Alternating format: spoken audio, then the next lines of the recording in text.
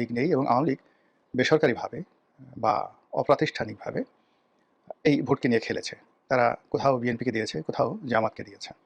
এবং এটা কিন্তু আমরা প্রেডিক্ট করেছিলাম এবং সেটা মোটামুটি ঠিক হয়েছে। অন্য দুটো প্রেডিকশন ঠিক না হলেও এই যে আওয়ামী লীগ ভোট নিয়ে খেলবে এবং তারা যেখানে জামাতকে ভালো মনে করবে তাই দিবে, আর যেখানে বিএনপিকে ভালো মনে করবে তাই দিবে, এবং সেই ঘটনাটাই ঘটেছে। তো নির্বাচনের ফলাফলের পর আমরা সবকিছুতে যে তাড়াহুড়ো দেখলাম, সবকিছুতে যে নাটকীয়তা দেখলাম, সেখান থেকে কিন্তু সন্দেহটা শুরু হলো। জনাব তারেক রহমান সাহেব দেশের বাইরে থেকে এলেন। তারপর একেবারে সবকিছু মানে উনি এলেন, আসার পরে উনার আম্মা ইন্তেকাল করলেন।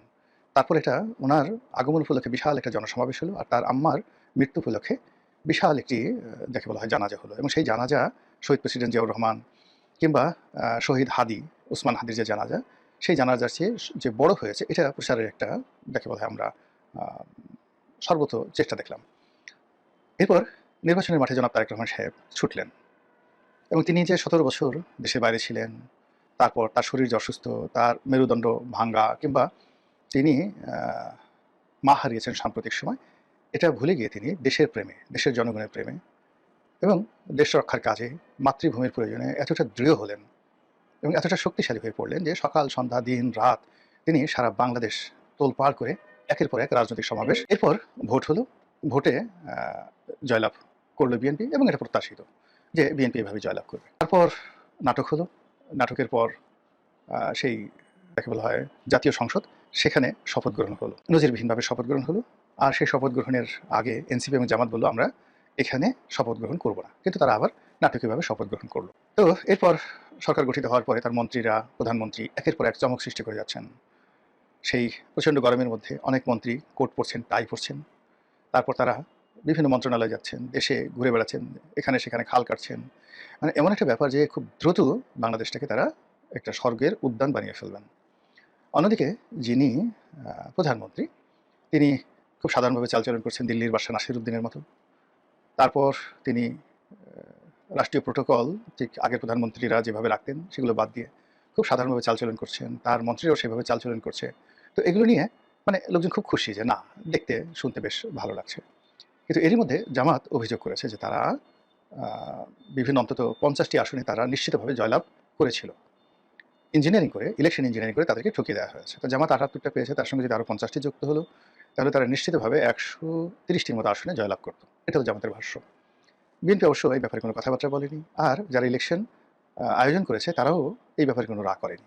কিন্তু আমাদের মন মানছে, আমাদের মন বলছে, বারবার বলছে কিছু একটা হয়েছে। এটা অতীতের সেই তিনটি ইলেকশন ইঞ্জিনিয়ারিং এর কারণে হতে পারে, অথবা এই নির্বাচন পরবর্তী সময়ে কারোর মধ্যে মানে আনন্দ নেই।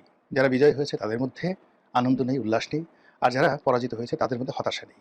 সবকিছু দেখে মনে হয়েছে যে আমি ডামি, আমি মামু, বা চাচা ভাতিজা, শালাদুলা ভাই, তাদের মধ্যে সমঝোতামূলক যখন একটা জিনিস হয়, কুক কুক পলাপলি খেলা হয়, তো সেক্ষেত্রে যে ফলাফল হয়, এই নির্বাচনের সেই ফলাফলের পর আমাদের মনে হচ্ছে যে সবার নিরানন্দ ভাব দেখে মনে হচ্ছে তো আমরা যারা নাদান বান্দা, নাখান্দা বান্দা, আমরা হয়তো অনেক কিছু জানি না, অনেক কিছু বুঝি না, কিন্তু আমাদের দেশে যারা মিলিটারি এক্সপার্ট রয়েছেন, বিভিন্ন সময়ে সাহস দেখিয়েছেন, নানা রকম কথাবার্তা তথ্য বলার চেষ্টা করেছেন, তাদের মধ্যে কেউ কেউ, বিশেষ করে কর্নেল হাসিন, যিনি আয়নাঘরে গুম হয়েছিলেন, তো তিনি একটি বক্তব্য দিলেন যে দিল্লিতে সাবেক রেজিমের যে সকল ইলেকশন ইঞ্জিনিয়ার রয়েছেন, যারা সেই আমিরামি নির্বাচন, রাতের নির্বাচন অত্যন্ত সফলভাবে করেছিলেন, এ সকল দাগি আসামি তারা দিল্লিতে পালিয়ে গিয়েছিলেন।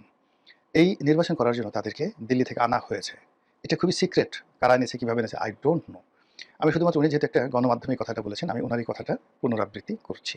তিনি জামাতের রাজনীতির সঙ্গে আদৌ জড়িত কিনা জানি না, কিন্তু জামাতকে প্রমোট করছেন, জামাতের বিভিন্ন অনুষ্ঠানে যাচ্ছেন, কিন্তু খুব স্ট্রেট এবং ফরওয়ার্ড ওয়েতে অনেক কথাগুলো বলছেন, তার এই কথাগুলো ফেলে দেওয়া যায় না। তো তার সেই কথা এবং একই সঙ্গে জামাতের যে অভিযোগ এবং বিজয়ী এবং পরাজিত যারা আছেন তাদের মধ্যে নিরানন্দ ভাব। অন্যদিকে আওয়ামী লীগ কেমন যেন খামোশ হয়ে গেছে, মনে হচ্ছে যে তারা যেভাবে চেয়েছিল সব কিছু সম্ভবত সেভাবে হয়েছে বা সেভাবে এগোচ্ছে। নির্বাচনের পরে এখনও পর্যন্ত সংসদ অধিবেশন বসেনি, মার্চ মাসে ১২ তারিখে সংসদ অধিবেশন বসবে, কিন্তু এর আগেই সরকারের সকল গুরুত্বপূর্ণ পদ পদবিতে যাকে বলা হয় নাটকীয় সব পরিবর্তন হয়ে গেছে। বাংলাদেশ ব্যাংকের গভর্নর, দুর্নীতি দমন কমিশনের চেয়ারম্যান, সচিবালয়ের ক্যাবিনেট সেক্রেটারি থেকে শুরু করে অনেক গুরুত্বপূর্ণ সেক্রেটারি যারা বাদ পড়েছেন, নতুন নিয়োজিত হয়েছেন। সেনাবাহিনীর সবচেয়ে গুরুত্বপূর্ণ পদ পদবিগুলোতে বিএনপি তাদের পছন্দের মানুষ তাদেরকে নিয়োগ দিয়েছে। এর মধ্যে ডিজিএফআই প্রধান নিয়োগ দিয়েছে এবং নিয়োগ পাওয়ার পর একেবারে তরুণ মানে ডিজিএফআই এর প্রধান যিনি হলেন মানে ব্রিগেডিয়ার থেকে তাকে প্রমোট করে মেজর জেনারেল করে ডিজিএফআই প্রধান করা হলো এবং আমার জানা মতে ডিজিএফআই প্রতিষ্ঠিত হওয়ার পর এত তরুণ কোনো কর্মকর্তা এই গুরুত্বপূর্ণ প্রতিষ্ঠানটির দায়িত্ব নেননি এবং তিনি দায়িত্ব নেওয়ার সঙ্গে সঙ্গেই সম্ভবত অসুস্থ বোধ করলেন। তিনি চলে গেলেন ভারতে সস্ত্রীক এবং সেখানে চিকিৎসার জন্য ভারতে গেছেন বলে বলা হচ্ছে। আর যারা দুর্মুখ তারা বলার চেষ্টা করছেন যে ইতিউতি কিতিকুতি পুতিপুতি করার জন্য হয়তো তিনি গেছেন। এখন ইতিউতি পুতিপুতি কিতিকুতি কি এটা আপনারা একটু নিজেরা বুঝে নেন যে ডিজিএফআই প্রধান দায়িত্ব গ্রহণের সঙ্গে সঙ্গে তিনি চিকিৎসার জন্য ভারতে গেছেন সস্ত্রীক। এনিওয়ে, তো এখন সেই ডিজিএফআই থেকে শুরু করে সব জায়গায় পরিবর্তন হয়ে গেছে, শুধুমাত্র দুটো পদে পরিবর্তন হয়নি।